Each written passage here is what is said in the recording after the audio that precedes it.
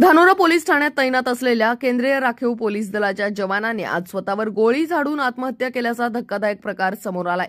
मृत सैनिकाचे नाव गिरिराज रमनरेश किशोर, वय वर्ष 30 असल्याचं सांगितलं जातंय। या घटनेनंतर अनेक प्रश्न निर्माण झालेत। दरम्यान पोलिसांकडून या प्रकरणात तपास सुरू आहे। गिरिराज किशोर यांना आज सकाळी धानोरा पोलीस ठाण्यातील एका मोर्चात तैनात करण्यात आलं होतं। दरम्यान रात्री 10 वाजता त्याने स्वतःच्या रायफलने गोळी झाडून घेतली।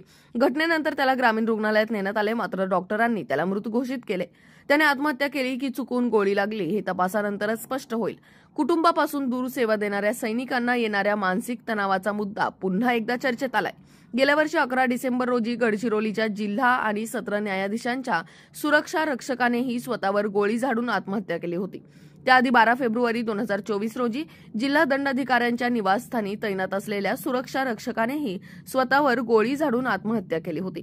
मानसिक ताणामुळे जिल्ह्यात अशा घटना घडल्या आहेत। बुलेटिनचे प्रायोजक आहेत साई वेद प्रकाशन। श्रीरामपुरात प्रथमच 4 कलर प्रिंटिंग, सीटीपी पासून बाइंडिंग पर्यंतच्या सर्व सुविधा एकाच छताखाली।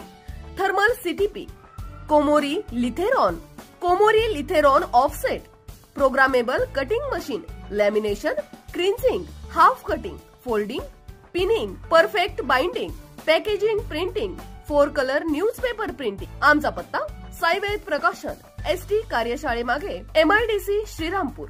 Mobile number 77 74 00 18 18।